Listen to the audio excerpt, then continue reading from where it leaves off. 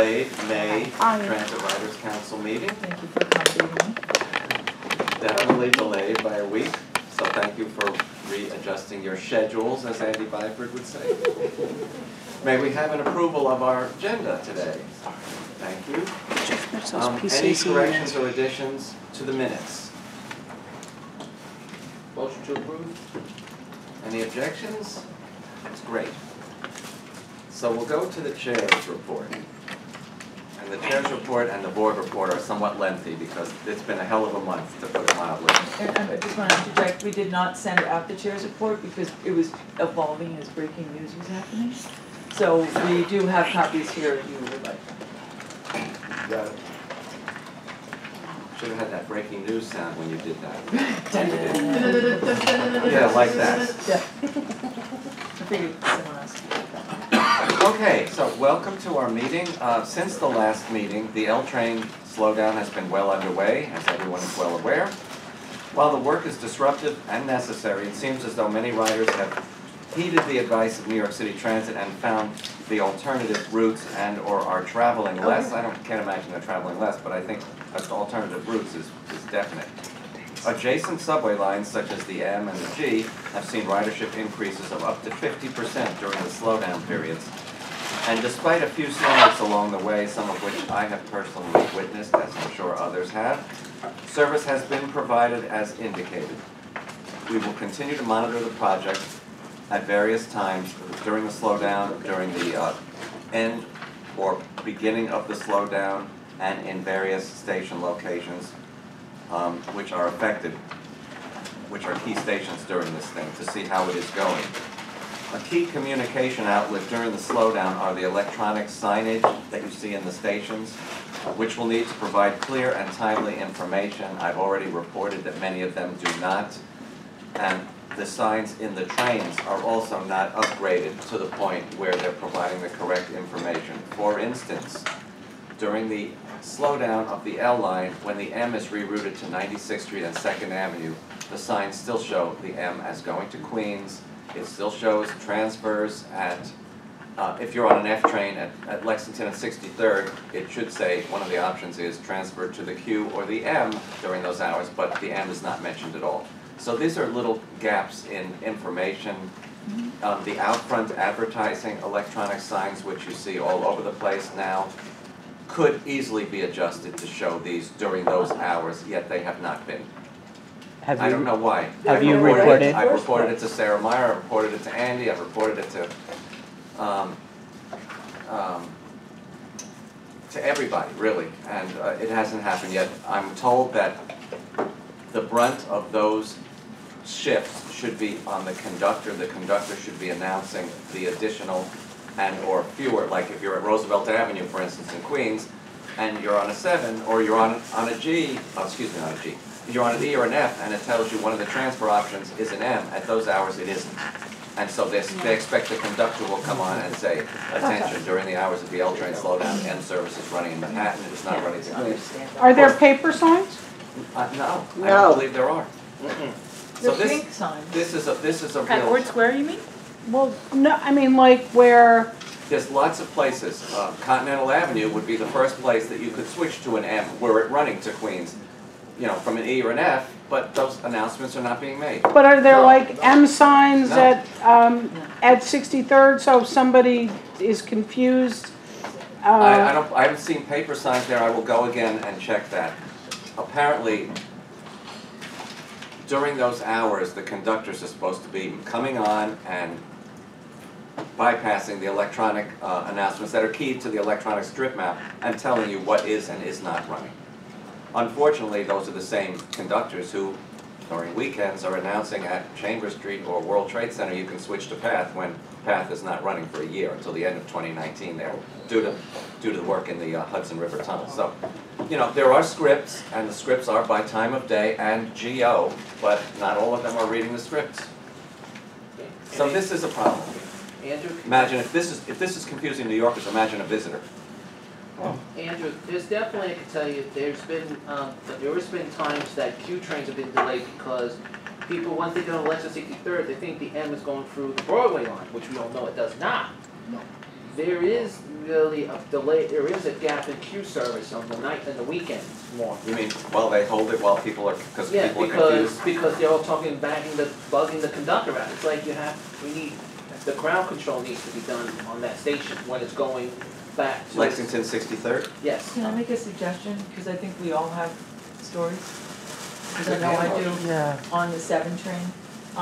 Let's put our thoughts together and so that we can provide them with communication. And make a melange of them, how's that? I agree with that one, that's fine. So, And what, let's. Can you make sure to email Lisa and I, especially when the L train stuff, if you I already have. see anything with I already communication issues or whatever, so that in our monitoring efforts, we can Yep, keep track and we're doing- report still these doing the things. sentimental Conductors are analysis. doing a good job of saying, Yeah. be reminded, L train is running every 20 minutes, if you can use alternate, use. and Well, those are, I've heard those in the stations too. Those you hear. 2 and 3 lines, the A. Right, right, they're giving it, although I did have a conductor Yeah. use Broadway East New York, the really old name for Broadway Junction, remember that? Yes. Yes. Oh, well. Tape Andrew. signs, So let's, They in are Grand Central still Station, something that I brought, okay. something that I Yes, brought up related. about communication at every meeting, and this is just on the east side, when the 6 isn't running at the is bypassing the local stop. They are supposed to put a sign on the street level at a yellow thing across. Yep. They do not. And you get into the station, and sometimes it's not even downstairs until you get on the platform. so And can then you do us there's a an favor? announcement comes from Central. We have that. Do us a favor, Trudy. If you know now, or when you get to your station and you see the name of the group station manager that's posted there, could you send it to Lisa or Bradley? Yeah, Lisa sure, and Bradley. okay. Oh, Lisa and Bradley? And not only that, Lisa. but you're talking about the conductors. Sometimes if you get on the local at the number 6 at 86th Street, which is an express stop, but you take that anyway, and until you get on the train, and then it says this train is bypassing 68, 77, but you're already on the train and the doors have been shut. Yeah, So that's another, I don't know if the conductors are supposed to do that. that's the or conductor. who, okay, well, that goes on the east side all the time. You're talking about the Queens lines and everything. You should I'm just know. talking about things that should be announced, but that's another one. Let me get on with this, because Okay. we're never gonna get through otherwise, but thank you for that. Another ambitious New York City transit project, or projects, are the borough bus redesigns currently in the Bronx and Queens, and you're gonna hear much more about that during today's presentation. Both staff members and Chris have been attending the Queens bus redesign open houses to gain some insights and guests into the issues Queens riders face, which are, well, every borough is unique, obviously, but as far as penetration of subway, Queens, of boroughs that have subways, Queens has the least, so buses are really important to Queens riders, needless to say. Many are looking for more frequent service, faster buses, better connections within the borough and to other boroughs. And I don't know if you heard any of this from the Queens redesign meetings you've been to yet, but years ago, one of the biggest gaps for people at LaGuardia Airport was people coming from the Bronx. There's a lot of Bronx people that work at LaGuardia Airport, yet there is no direct bus service, which is a real, It was Really? mentioned in That was Jamaica. mentioned It was in- mentioned in Jamaica. That's great. Mentioned in, I'm the glad to Bronx hear too. that. Yeah. that's another bad one. There are still a few more Queens open houses left, and the Bronx redesign draft plan will be introduced this month at 8 open houses. And have we been sent those open houses yet, or they haven't announced it yet? Yes, they're on our website. Okay, we hope to see you there at some of those. I'm gonna go to some of those. And Since we're also on- Deborah sent us the flyers, so.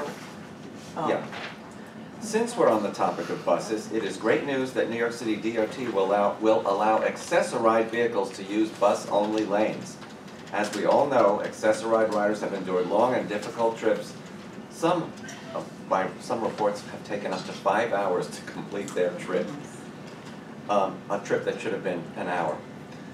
This will hopefully help to relieve these traveling pains for the more than 150,000 accessoride users who are unable to use subway and bus service. Now, let's talk about one of Wait, the... can we get to bus service for 1 second? Quick? Very quick. Do we know who is replacing Daryl Irick It's yet? a whole different. We don't, we have some possibilities, but we don't know for sure yet. So is there an acting? Darrell isn't quite gone till the end of June, or there, Oh, I thought he was at the He end had of his May. last June board. 14th or something. Last committee meeting. Question and answer. That was his last board meeting, but he's not gone yet. Oh, he's not. No. Well, before he goes, I don't know if this should go under new business Yeah. about sending Yes, him a good letter. idea. Okay. I'll bring it up Okay. under new business. Staten Island has a lot going on, as I'm sure Scott knows. In development now is the West Shore Alternatives Analysis, which expands on the research of the 2012 North Shore Alternatives Analysis and Staten Island Bus Study. New York City Department of City Planning's Working West Shore 2030, Staten Island Economic Development Corporation's West Shore Light Rail Phase 2 study. All of these things are happening. We have some flyers on the table or being passed around at the moment. Currently, there are pop-up community events to gather input on ways to improve connectivity, and anyone who knows Western Staten Island, it is tough to get there. The rail line, as you know, goes down the South Shore. There's talk about a North Shore bus rapid transit route. I would like to have seen a North Shore light rail route as an extension of the Hudson Bergen Light Rail going over the Bayonne Bridge, which I think would give great connectivity to Staten Islanders going to Jersey City, Lower Manhattan, lots of things. I don't know why that's not happening, but it apparently isn't at the moment. Well, we could weigh in on it. We should weigh in on that. A lot of people have.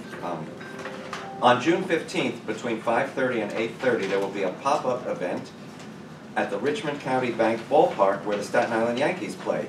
It's opening night against the Brooklyn Cyclones, so there's even another reason to go. And And- fireworks after. And fireworks, yeah, it should be and it should be warm by then maybe, huh? Oh, that's great, I wouldn't be surprised. It's opening night against the Brooklyn Cyclones. It should be a well-attended game. In addition, staff recently had a meeting with Transit to express our interest in participating and assisting in these efforts in the game or in other things. We're not playing. Okay, I thought we'd have to have training if we would do that. We will continue the conversation, and if there are any areas of concern, let us know. Congratulations to Chris and Edith for being 2 of 18 chosen to sit on New York City Transit's System-Wide Accessibility Advisory Committee on Transportation. Can I get all of that in one sentence without a break? I don't think so.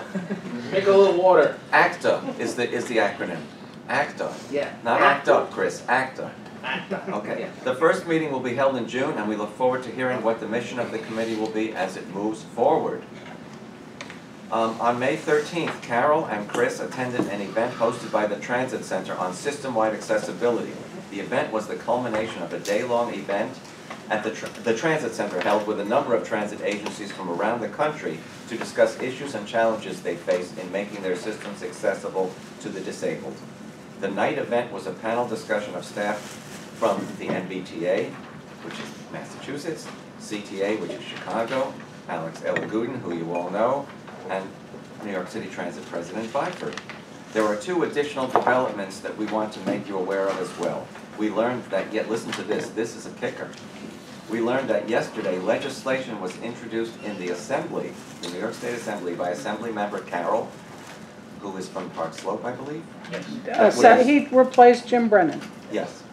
That would amend the TRC section of the Public Authorities Law. That's the law that gives us our ability to exist, to requiring our advisory council to investigate, report, and make recommendations on instructing the public on how to react when an individual falls onto tracks. That's pretty amazing if you didn't digest that the first time. There is a bill in the Assembly, it hasn't hit the Senate yet, right? State No, Senate? it's going to be introduced, I think it says in there. They have a companion sponsor in the Not Senate? that I've seen, Oh, but okay. it's supposed to be introduced next week. This gives us the charge of advising the MTA on how to deal with folks and signage and announcements and and procedures if somebody should fall into the tracks. So I think that's quite a vote of confidence in our council, to say the least.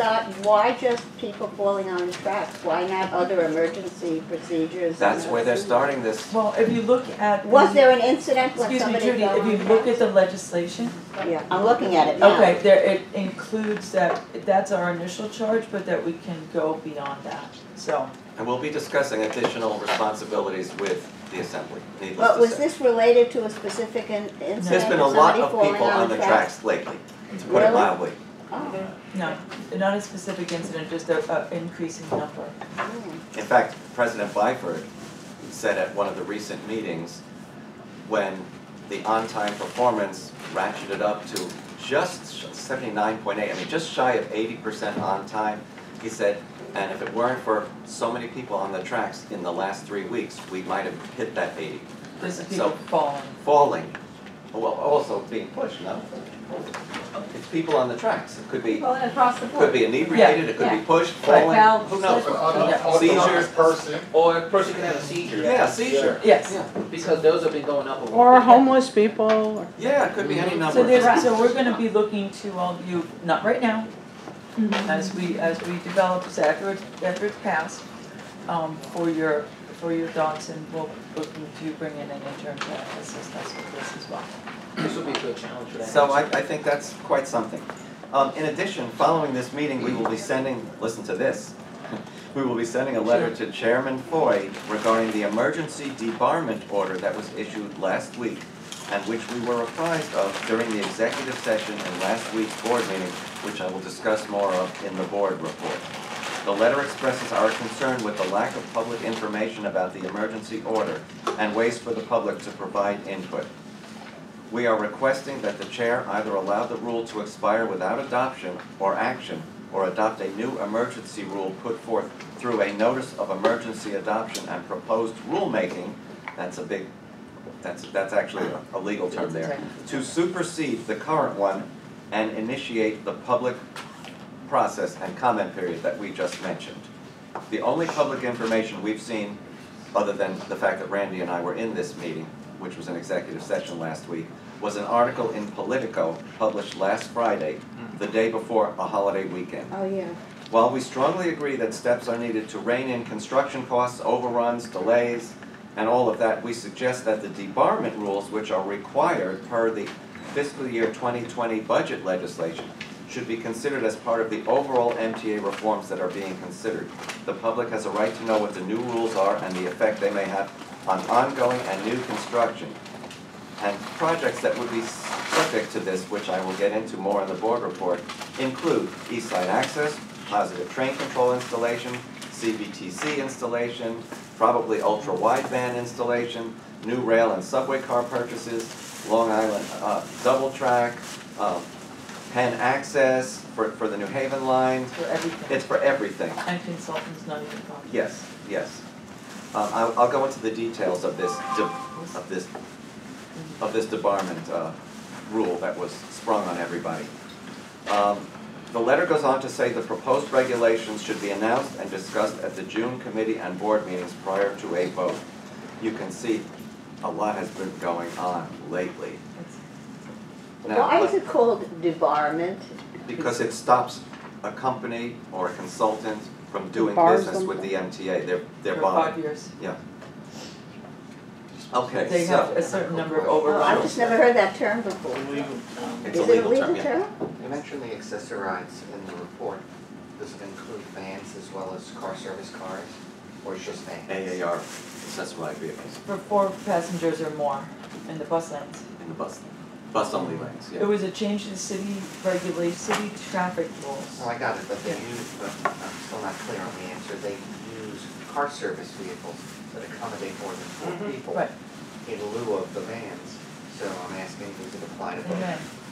But we It's can- anything that's being used as an accessorized vehicle. That's Okay. 4 or more And vehicles. that's great. That's 4 or more vehicles. And they have to show So- their logo on For the Yeah. more passengers. 4 more I got it. passengers, sorry. Right. And we just, know that we've supported that, we've sent a letter in support of that, sent a letter, I think it was a comment someplace. But that, just to make sure that there are no drop-offs and pickups in those lanes, that those are reserved for moving and for Okay, let's go to the board report. So, the company that's overseeing the reorganization is here virtually every day, Alex Partners, holding meetings with various folks. But not us. Not us. There is a board briefing coming up in 2 weeks or so, and hopefully I will get brought up to date on some of the things. There was a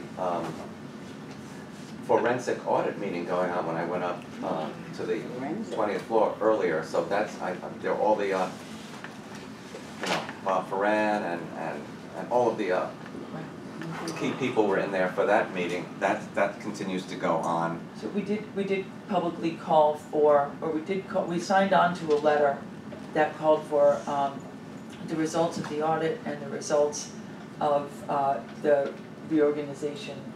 There's actually reorganization and internal financial review and a separate forensic audit that all need to be completed. And we called for that to be public, to let us know it's public before any actions are taken and to allow for a public comment period. This is all really under the radar, a lot of this stuff. So as you probably heard from various news reports, the heated rhetoric between the labor members of the board and some of the governor's folks on the board got really hot and heavy last week. Such so that when we went into executive session, many of us feared that it was going to come to blows, actually. Police were called in. Yeah, police were brought into the room to stop. It was, if you've ever seen those ball games where an umpire and a manager are talking in each other's faces, this was very much like that between Commissioner Schwartz and John Samuelson. That might be the Cyclones Yankees. Yeah, and at one point it got to the point where one of them, Schwartz, said, "You gonna hit me now?" And he goes, "Don't tempt me." So it got really ugly. But they didn't do it, so. It really got ugly. But the full thing was reported out. It was, and Not by I've never us. seen anything like this Yeah. in many, many years of watching this stuff. It's particularly egregious when you consider that Local 100 now is without a contract. Contract negotiations are going on, and the Long Island Railroad and Metro North will soon be in contract talks. All three, and you have this poisonous atmosphere between labor and management. And I will say that the poisonous atmosphere was put to the side for a brief period this past weekend when there was a terrible Long Island Railroad derailment east of Patchogue, which on Memorial Day weekend, which stopped train service east of Patchogue. Bus service was provided to Hampton Bays, where a rail shuttle then began to Montauk. Eventually. Eventually. But by Monday, labor, management, New York City Transit provided some buses. It was a real amalgam of a concerted effort to get the service back. The derailment really did screw up the tracks, so tracks had to be relayed, but by the actual date of Memorial Day, it was back up and running, which just shows how much labor and management need each other and how important it is that they work together. So I don't know that we're going to have any kind of civilized discussions with those folks going forward. We hope they will. You may have noticed in the news that, let me get on. This will get to that. Finish your thought. Well, what I was just going to say is that in that executive session last week, Commissioner Schwartz and some of the governor's people wanted the hiring of a criminal prosecutor type person to investigate wrongdoing in timekeeping and or fudged overtime and that sort of thing, and that got into a huge discussion. It then got moved down to an attorney who could look into these matters, and that got into a huge discussion. And finally, all sides agreed on a consultant. The word consultant seems less punitive. Apparently the governor, and that vote was taken and agreed to, and apparently the governor did not like that and called his own chairman, Pat Foy, on the carpet for agreeing to something that wasn't strong enough. Where's the IG's office? Exactly. Well, Let me get into that. That's more. Wait, there's more. But wait, there's more. During the discussion, many folks around the table asked, why isn't the IG investigating this? This is part of their charge. Yes. And many of the governor's people expressed a lack of confidence in the IG and their ability to do this. They haven't done any real audit type things in quite a while. And later, we learned the IG was gonna be replaced. So Barry Kluger is out. There are rumors of who will replace Mr. Kluger as IG. No. One of the governor's communications Yeah, people is yeah. frequently mentioned. No, there's no maybe- special, somebody who's been the head of, Yeah, what's her name, Yeah, Paula, good Picorni? name. Picorni? oh, Picorni. Picorni. That's it, yes. Corny. She is being mentioned as a No. replacement, Yeah. as the new IG. Sharp, I think, relative to, you know. Relative to, don't say it. She still has to go through Senate approval. No, I know, but wouldn't she still have to review it as a matter of course anyway? Right, yeah, As wouldn't part this of come our under function? her, with all of our staff? You would think, I mean, but no, they're not expecting the IG. They hired a consultant to look into this. I know, but can they have the consultant and her to? It, like, out of the IG's office is the, Who will Our the understanding consultant is that the report, who will the IG's office- consultant report to? Our understanding is that the IG's The office board and the chair. is already looking into it and has initiated some action. But Carolyn who is the consultant's report, you know, The board? The board. the board? Well, we'll see if we actually get that in a timely fashion. So while we were in this meeting, the issue of debarment of contractors who burn the MTA time and again, and the reason that came up was because Commissioner Schwartz has been very vocal about Siemens and how Siemens is not cooperating. He demanded that the CEO of Siemens appear at the May meeting. He did not. He did send some high-level people, but it wasn't to Commissioner Schwartz's liking. So he is pushing the issue of debarring.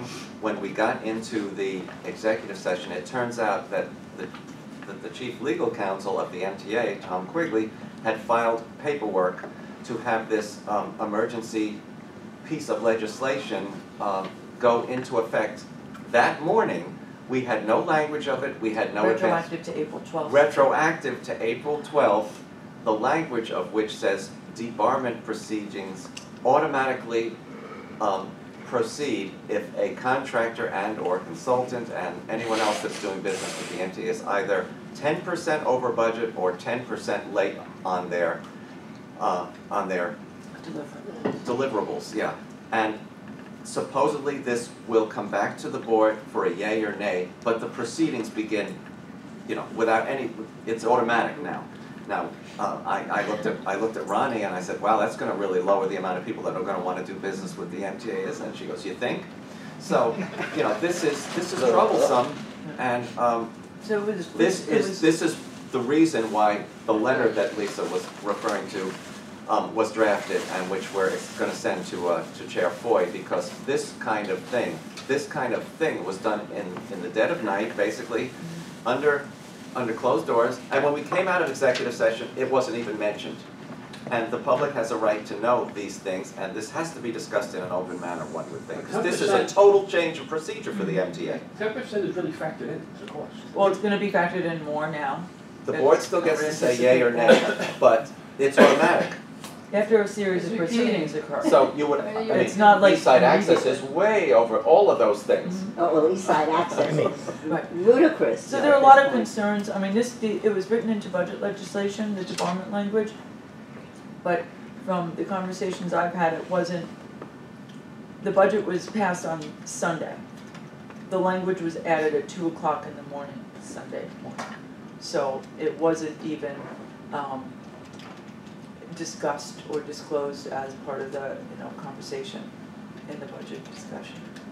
Stuff is being done really under the table, And you can imagine that left and right. contracting community is also not happy. I don't even know that they've been notified of this, have they? They've not been officially The notified. contracting community's not even notified of this. Was there a discussion about holding MTA project management people accountable? No. No, No. there's the rub. That's a problem. Yeah? Yeah, could you get Wait, back? were you done? No, I wasn't. Oh, I'm sorry, Sorry, because please I go on. didn't finish. So again, with this issue of overtime, it may also be a factor of union work rules, not corruption. So, and we've heard this through other guests that we've had, Right. like with the way they deploy the station cleaners, how they're forced to deploy people because of work rules. So they really should be looking at that internally. They don't deny there's an important need of overtime. It's the people that are abusing this, like that Thomas Caputo person. No. But so you're right, But in Stuart, terms so, of how it's built into projects and how they're scheduled. And the budget division has someone actually monitoring this, but Yeah. whether they share that with you or not, that's something else. well, it's gonna become more public, and there's also a discussion of the governor participating now in the, union negotiations about work rules. That would be part of any budget. It should be. Well, one of the things the governor kept saying was, you do the math and you can't earn that many hours. But when the work rules say you get a full day's pay Correct. for doing a particular job that takes an hour I or think that was two, taken into account though, that Yeah. particular rule. that, For this particular person to have worked as much as his paperwork showed he worked, he would be a walking zombie. I mean, he wouldn't be safe what he was doing. Okay. Well, Andrew, that's what it Pat And it wanted is to- If I may. Yeah. Okay, on this same matter, was there any discussion during the executive session and the off-the-screen fisticuffs or whatever it was, Close. that, between Larry Schwartz and John Samuelson, of what was going on in the media, where the media and all the editorial boards made this into the biggest brouhaha that there ever Yeah. was? Yeah. And that, not that I'm one to defend Larry Schwartz, but this might have been brought up because of the pressure being put on the governor. I mean, let's call Larry Schwartz a governor's person, but the pressure being put on the governor, and the governor at least 3 press conferences that he had on different matters, on housing and other, Yep. this kept on coming up. So when you talk about, that the governor's office wasn't happy, For sure. the media this was a media even exacerbated, we won't say a media created issue. So did that come up at all during your The intense executive? press coverage? No, what the outside world was saying No, that the that did not governor, come up. in the executive session? Not either? really. Because that's really what started this whole, The as need- Ellen said, that they, The need for that it better was. timekeeping, standardized timekeeping, proof of reporting and leaving, that sort of thing came up. For sure. But was it in connection with work rules, or was it connection with abuses, or both? Abuses. It was, in the public conversations, it was both. Yeah, I mean, everybody understands with the subway action plan, with, for instance, the derailment on Long Island, overtime has to happen, obviously. Yeah, but what Ellen just brought up about the work, it being part of the work rules, and that it's overtime plus, basically. Did The that work come rules up? didn't come up, but you can be sure that will be part of the labor negotiations going forward, because both sides kept saying, that's a collective bargaining issue, that's a collective bargaining issue. Oh, so they did say that it would come They up said that at in